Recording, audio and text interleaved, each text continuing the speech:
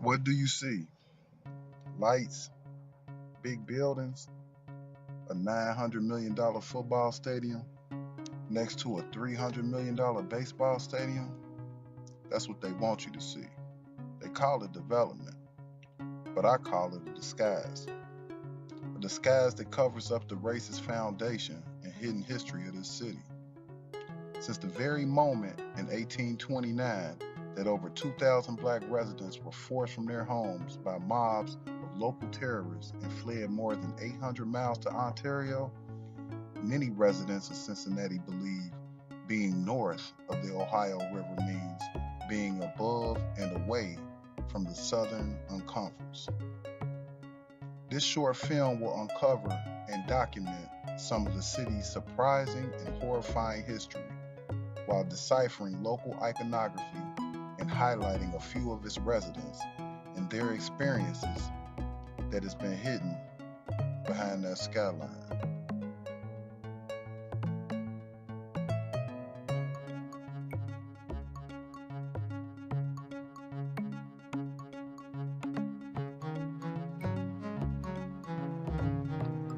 From almost the time Ohio was settled, the state, and Cincinnati in particular, became the hunting ground for slave catchers who earned rich rewards for returning runaway slaves to their southern masters. One of those southern masters, Andrew Jackson, placed an ad in Cincinnati's Western Spy newspaper, April 1802, offering a $50 reward for his missing property. 27 years later, Jackson would become the seventh U.S. president.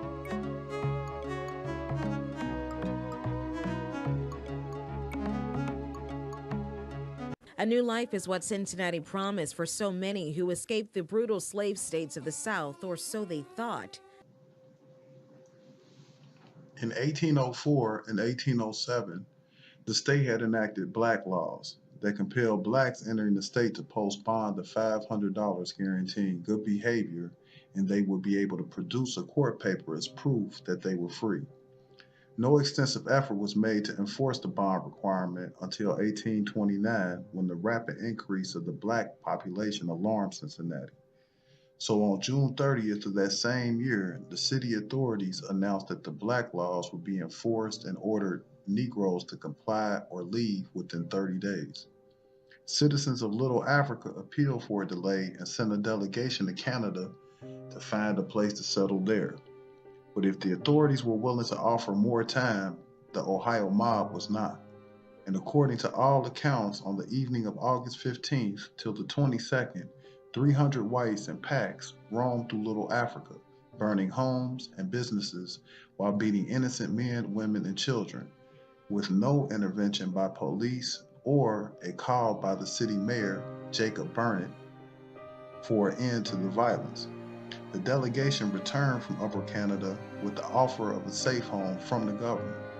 At that time, about half of the city's black population left for Canada and would establish a new community they would name Wilberforce. According to the Cincinnati Gazette, published August 17, 1829, the proponents of strict enforcement of the black laws then discovered that they had driven off the sober, honest, industrious, and useful portion of the colored population. Right here on this ground, they were killing each other, fighting for survival. A circumstance transpired about 7 years ago in this city, which shows clearly the tyrannical disposition of the self-styled ardent friend of human liberty. The story is related by the family who witnessed the scene as follows. About the time above stated, General Harrison entered the house of Mr. Jacob Hoops on 6th Street in search of a black woman named Setty whose service he claimed. He found her at her work in the kitchen and immediately ordered her to get her clothes and follow him. The woman started to go upstairs, which were at the time in an unfinished state, and as she was old and clumsy and probably with a good deal agitated, she found it difficult to ascend, whereupon the general fell a beating her with his cane in the most unmerciful manner and actually broke it by the violence of the blows. Notwithstanding he was William H. Harrison, late a general in the Army, he received a severe reprimand from a young lady, the daughter of Mr. Hoops, which, if it did not shame him, very much astonished him. Mr. Hoops, hearing a disturbance in the house, went in and inquired the cause, whereupon the humane, noble-hearted general, seeing a man in the house, immediately retired. Shortly after, he had the woman arrested according to law, took her before a magistrate, and substantiated his claim to her. Now came on the second act of this heart-rending scene. The woman, as might be expected from the treatment she had received, utterly refused to go with the general. She said he held agreed to set her free at a certain tune on a condition she would come with him from Vincennes to this state, that she had left her husband and come on that condition, and that the time appointed had expired. But her entreaties were of no avail. This friend of human freedom had her dragged in a most shocking, brutal manner across the common to his boat on the river.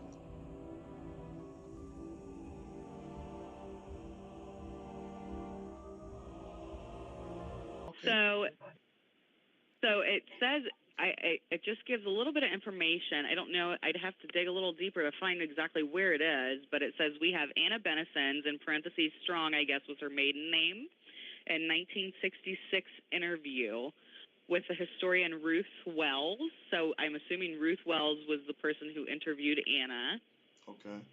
And it says, it goes on to say that her father and grandfather, she remembered, would leave food and burlap sacks in the brush piles behind their homes for the escaping slaves, who would come up the ravine and hide until nightfall, and then they would be driven by wagon to the next station.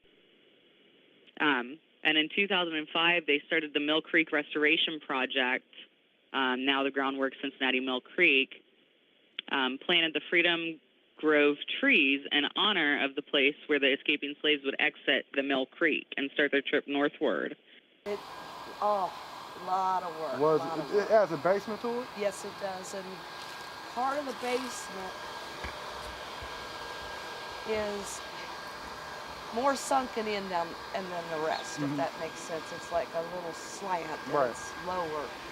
And from what we understand, there was false walls down there, which are no more, but we can trace where they were, where they would hide the people down there, you know, in that part of the basement.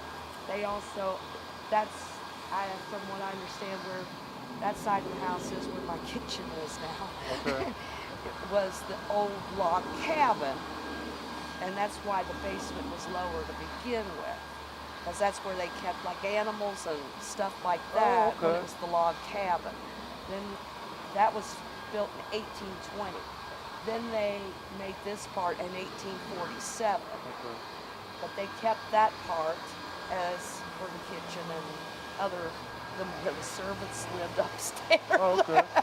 But they hid the slaves down in that sunken in basement. Is it possible? No. You know my next question. When a city accepts, maintains, and displays in public view a gift from an individual that history has recorded to be responsible for the deaths of an estimated 250,000 people, what does that say about that city? Given to the Cincinnati chapter of the Order Sons of Italy in 1931 by then dictator Benito Mussolini, who saw himself as the present-day Cincinnatus in his vision of a new Rome, decided that the statues would be a gesture of goodwill to cities around the globe with ties to Italy. Similar statues were given to cities in Rome, New York, and Georgia. 4 years later, Mussolini would drop over 400 tons of mustard gas bombs in Ethiopia to destroy the army of Emperor Haile Selassie. Mussolini didn't limit the use of chemical weapons to the battlefield. He also subjected the local population and Red Cross workers. In New York and Georgia, the statues had to be taken down or moved in response to protests. But Cincinnati, 76 years later, still standing and hidden in plain sight. Hopefully you found this short film informative and educational. This was just a few of the overlooked and hidden facts about Cincinnati, presented in an attempt to give you a clearer view of what has been disguised by those $1 million stadiums and bright lights.